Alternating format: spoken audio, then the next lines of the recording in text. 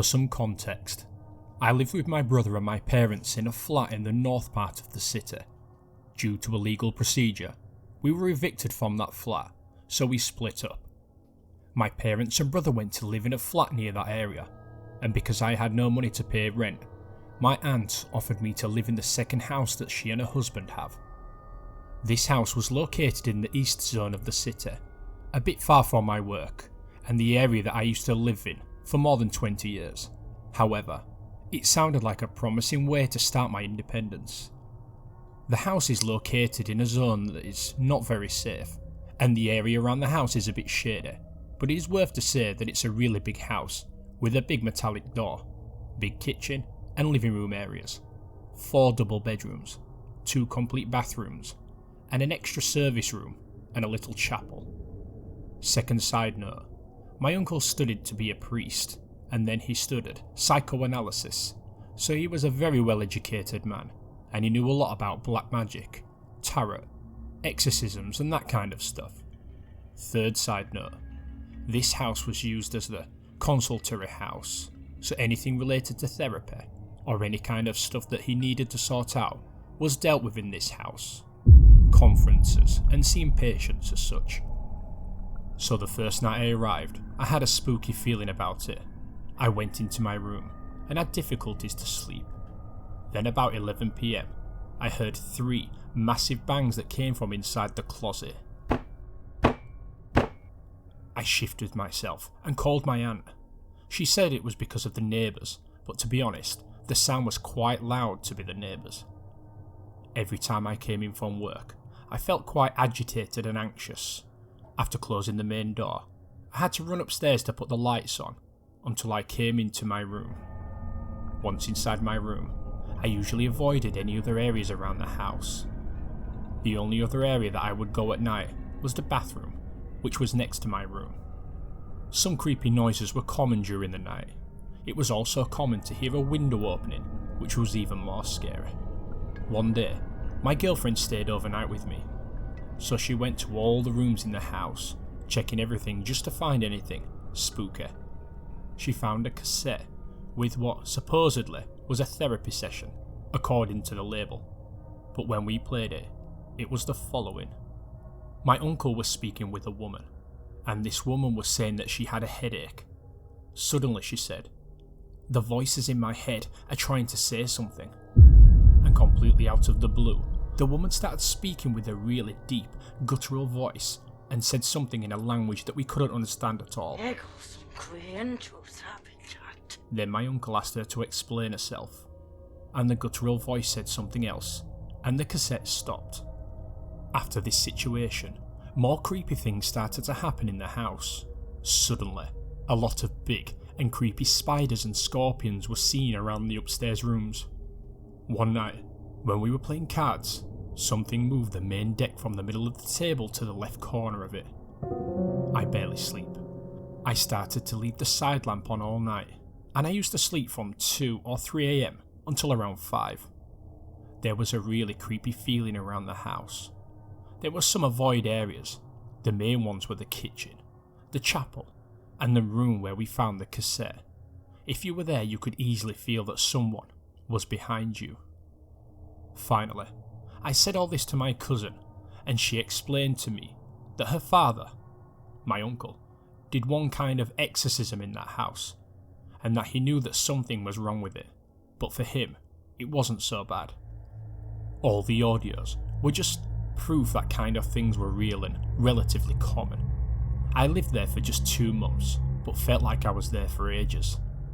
As a funny fact, the only person that used to go there regularly was my uncle and my girlfriend. But my aunt just stayed there once when I was moving out, and she stayed in the car park area the whole time. Some months after I moved, I asked her why she didn't go to that house, and she said that she doesn't like it because she knows the house is haunted.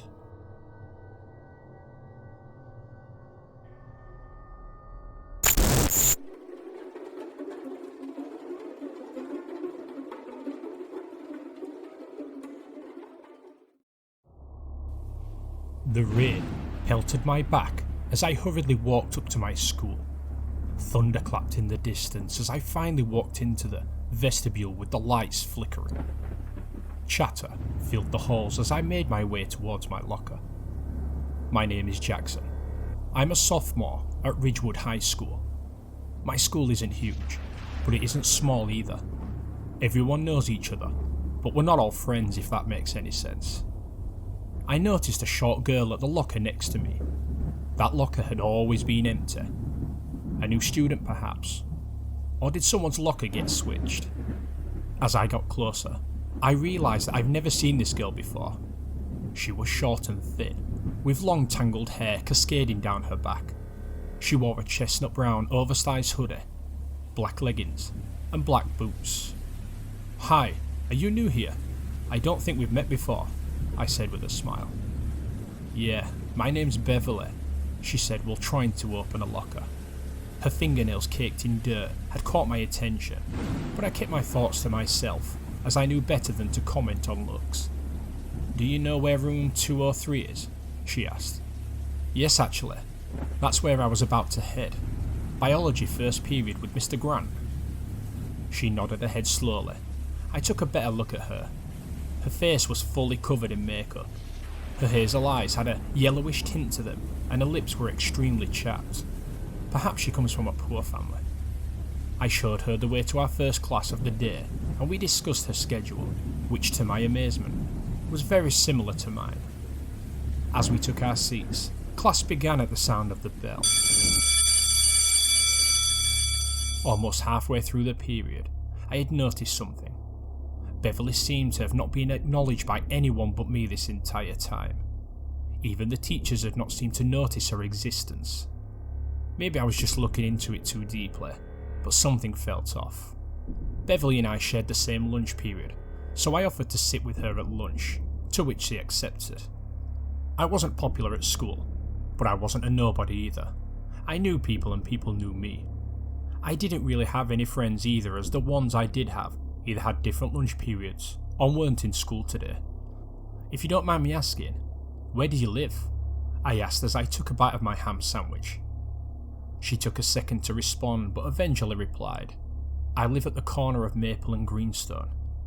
I tried to think of that area, but I wasn't too familiar with streets north of the school. We had a project for English, and we decided to be partners. "Do you want to come to my place to work on the project after school? I live just down the road." "I can't," she quickly and looked away. "Could we go to the park maybe?" Her response confused me, but I agreed and our plans were made. The bell rang at 2 o'clock, and she followed me out of the doors into the drizzling rain. "Are you sure you don't want to come back to my place? Or even go to your place? It's a bit wet outside," I asked. "No, we agreed on the park," Beverly said firmly. For winter in New York, the weather was fairly comfortable at 45. The park benches squeaked as we both sat down. I put down my sweatshirt on top of the table to prevent our papers from getting wet. I looked over to Beverly and saw her covering up her face with even more makeup. "You know, you don't need that much makeup," I joked. She stared at me with narrowed eyes and continued applying a skin-coloured liquid to her face. Eventually, we got to work on our project. It consisted of me doing all the work while she fidgeted and stared off into space. It didn't bother me much because I was used to always doing all the work for group projects, but I was hoping to get to know more about her. Before I knew it, the little bit of sun that was out had set, leaving us, or rather myself, working under the light of a dim streetlight. "I think this is good for today," I said while packing my notebooks into my backpack. She nodded her head and picked up a worn-out backpack. It caught my attention that she didn't even have any books or anything in her bag at all. I get it, first day at a new school and all that, but she didn't eat or drink anything while with me the majority of the day either. "I can walk you home if you'd like," I smiled. "No you can't," she said with a stern look on her face. "Are you sure? It's dark out and I want to make sure you get home okay." "No, I'll walk home by myself." I assumed she was just being safe considering she barely knew me and just met me today. Fair enough I suppose. I'm practically a stranger to her. We said our goodbyes and headed in opposite directions. As I began walking, curiosity had gotten the best of me. I wanted to know where she lived, but I also wanted to make sure she got home safe, since there's been an increase in crime in the area lately.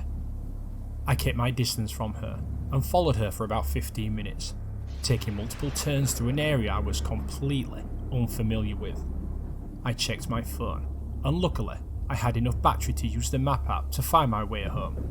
Wait, Beverly didn't use her phone today. I never saw her with one, and it didn't seem like she brought one with her. Maybe her family couldn't afford one. Still, even now in 2021, it was odd for one not to have some type of smartphone. Maybe I just never saw her use it. Beverly started running, and that caught my attention too. I picked up the pace whilst also keeping my footsteps light so she couldn't hear me. She slowed down under a street lamp and looked around her with watchful eyes. I ducked behind a tree so she couldn't catch me. I took this time to take in the area around me.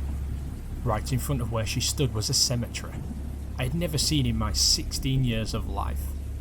She quickly hopped the fence and made her way down the dirt path. I followed her, being sure to avoid sticks and puddles that may make a sound. I had accidentally lost track of her in the darkness. Surprisingly, there was no lights in the cemetery at all, which made it even more spooky. Just then, I saw a figure kneeling down in front of a grave, digging in the dirt. What the hell? I whispered to myself. As I got closer, the figure was no longer there. Was my mind playing tricks on me? Where had Beverly gone? I was curious as to what that figure was doing in front of that grave, so I slowly made my way towards it. It was a fairly normal grave. Mother Nature had weathered down the gravestone a bit, and vines cuddled it. The dirt appeared completely untouched, which had made me feel even more uneasy than I already was. My heart nearly stopped as I read the name engraved in the stone. Our beloved daughter, Beverly M. Keating. 2005 to 2021. You are always in our hearts and thoughts. You were taken from us far too soon. We love you. Always. I take a step back, almost tripping on a gravestone behind me. My eyes caught a glimpse of a picture frame nestled in the dirt in front of the grave. It was a picture of an older man, a woman, a young girl and a baby boy. The young girl looked like a younger version of Beverly. I couldn't believe what I was seeing right now. This must be a dream. Beverly spent almost the whole day with me. She talked to me. Beverly, I called out into the night. Only the crickets and the whistling of the wind responded. The air got even colder, so I turned to head home. And just as I turned around, a faint whisper came from behind me. I told you not to take me home.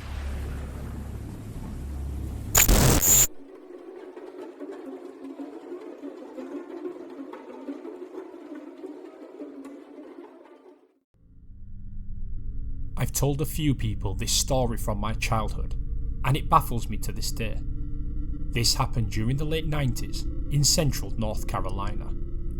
To help paint a picture, the house was a small ranch home common to the area, with one long hallway going down it, and a bedroom at the end of the hallway where you can see down the house to the kitchen and the front door.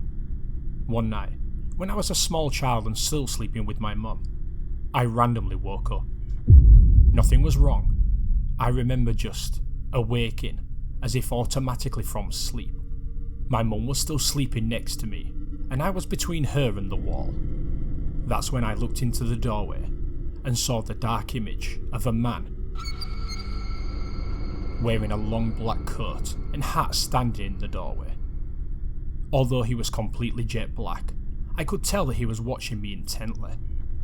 I remember seeing his scraggly hair coming down the sides of his face. I realised that there was no one in my family who matched this description. Being a scared kid those days, I remember that I slept with one of those 90s pastel flashlights. I tried flicking the switch and pointing it at the figure, but it wouldn't come on. And then, as strangely as it happened, I remember just waking up the next morning as if nothing had happened. Perplexed at who was in the house and not thinking it was anything paranormal, I blankly stated there was a man outside my room looking at me last night. My family all shared a concerned look that I didn't understand at the time, and I've never spoken of it since to them. In college, I did think maybe it was sleep paralysis, but I distinctly remember being able to move to face the figure and struggling with the flashlight in vain. Anyway, that's my creepy story. Thanks for listening.